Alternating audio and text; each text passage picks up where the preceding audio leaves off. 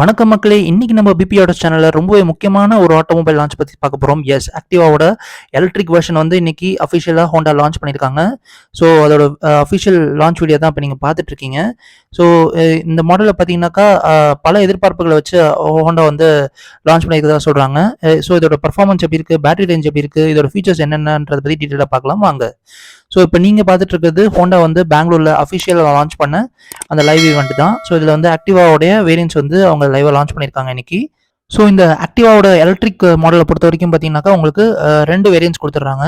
ஒன்று நீங்கள் இந்த ஸ்லைடில் பார்த்துட்டு இருக்க டாப் மாடலான ஆக்டிவா இ அப்படின்ற ஒரு மாடலும், அதை தொடர்ந்து பார்த்தீங்கன்னாக்கா பேஸ் மாடலான ஆக்டிவா QC1 அப்படின்ற இந்த பேஸ் மாடலும் கொடுத்துட்றாங்க. ஸோ இதில் ஆக்டிவா இன்ற இந்த டாப் மாடலில் பார்த்தீங்கன்னாக்கா உங்களுக்கு இன்ஜினுக்கு வந்து எப்படி பவர் பண்ணுறாங்கன்னு பார்த்தீங்கன்னாக்கா ஒரு 6 கிலோவாட் மோட்டர் கொடுத்துட்றாங்க. இந்த இன்ஜினை பவர் பண்ணுறது பார்த்தீங்கன்னாக்கா அண்டர் சீட் ஸ்டோரேஜ் ஸ்பேஸில் வந்து உங்களுக்கு 2 பேட்டரி ஸ்வாப்பபிள் பேட்டரிஸ் கொடுத்துட்றாங்க. 3 கிலோவாட் கெப்பாசிட்டியோட. ஸோ இந்த பேட்டரி வந்து பார்த்தீங்கன்னா இப்போ நீங்கள் ஸ்லைடில் காட்டுற மாதிரி இது வந்து ரிமூவபிள் பேட்டரிஸ். இது நீங்கள் வந்து ஹோண்டாவோட சார்ஜிங் ஸ்டேஷனில் டாக் பண்ணியும் சார்ஜ் பண்ணிக்க முடியும், இல்லை வீட்டில் போய் நீங்கள் எடுத்துகிட்டு போய் சார்ஜ் பண்ண முடியும். ஸோ இதை வந்து சார்ஜ் பண்ணிக்க முடியுமா, 2 பேட்டரியும் ஃபுல் சார்ஜ் ஆனோடனே உங்களுக்கு வந்து ரேஞ்ச் பார்த்தீங்கன்னாக்கா 102 கிலோமீட்டர் ரேஞ்ச் வந்து இதில் கவர் ஆகும்.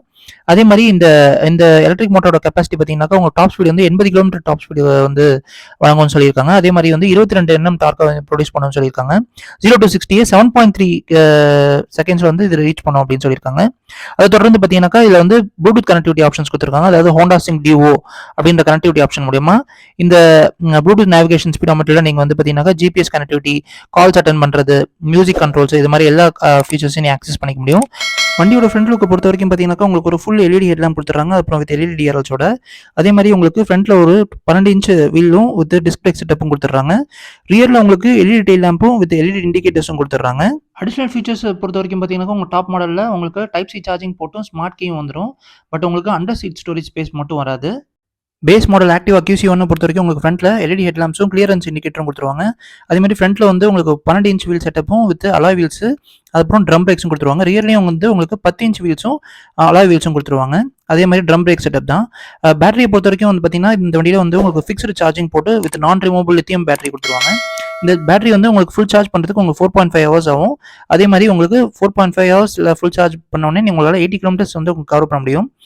ரைடிங் மோட்ஸை பொறுத்த வரைக்கும் பார்த்தீங்கன்னா உங்களுக்கு ஸ்டாண்டர்ட் ஈகோன்னு 2 ரைடிங் மோட்ஸ் கொடுத்துருவாங்க. ரைடிங் மோட்ஸ்க்கு ஏற்ற மாதிரி இந்த டிஸ்டன்ஸ் கவரேஜும் மாறும். ஆக்டிவா QC1 மாடலில் பார்த்தீங்கன்னாக்கா உங்களுக்கு ஒரு நெகட்டிவ் எல்சிடி ஸ்பீடோமீட்டர் தான் கொடுத்துருப்பாங்க. இதில் வந்து ஜிபிஎஸ் அண்ட் ப்ளூடூத் கனெக்டிவிட்டி எதுவுமே வராது. அதே மாதிரி அண்டர் சீட்டில் வந்து உங்களுக்கு 26 லிட்டர் ஸ்டோரேஜ் ஸ்பேஸ் கொடுத்துருவாங்க. அதை தொடர்ந்து பார்த்தீங்கன்னாக்கா உங்களுக்கு வந்து ஒரு mobile type C charging port கொடுத்துருவாங்க. அதை தொடர்ந்து பார்த்தீங்கன்னாக்கா உங்களுக்கு டெயில் லேம்ப் வந்து எல்இடி டெயில் லேம்பும் கிளியரன்ஸ் டர்ன் இண்டிகேட்டர் கொடுத்துருவாங்க. பட் இது எல்இடி டர்ன் இண்டிகேட்டர்ஸ் கிடையாது.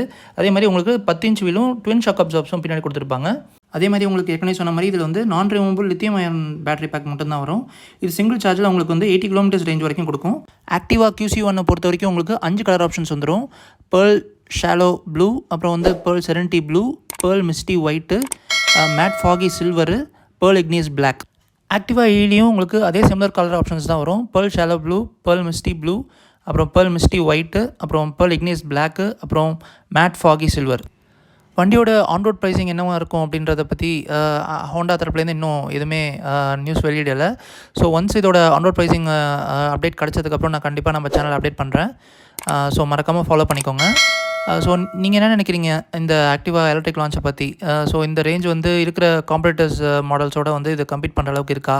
ஸோ இது வந்து கண்டிப்பாக வந்து எலக்ட்ரிக் மார்க்கெட்டில் வந்து தனி ஒரு ரிமார்க்கபிள் ஒரு சேல்ஸ் நம்பர்ஸை பிடிக்கும் நீங்கள் நினைக்கிறீங்களா என்ன அப்படின்றத நீங்கள் மறக்காமல் உங்களோட கமெண்ட்ஸை வந்து கமெண்ட் செக்ஷனில் தெரியப்படுத்துங்க. ஸோ இது போல் பல லேட்டஸ்ட் ஆட்டோமொபைல் லான்ச் அப்டேட்ஸை தெரிஞ்சுக்கிறதுக்கு மறக்காமல் நம்ம பிபியோட சேனல் லைக் பண்ணுங்கள், ஷேர் பண்ணுங்கள், சப்ஸ்கிரைப் பண்ணுங்கள்.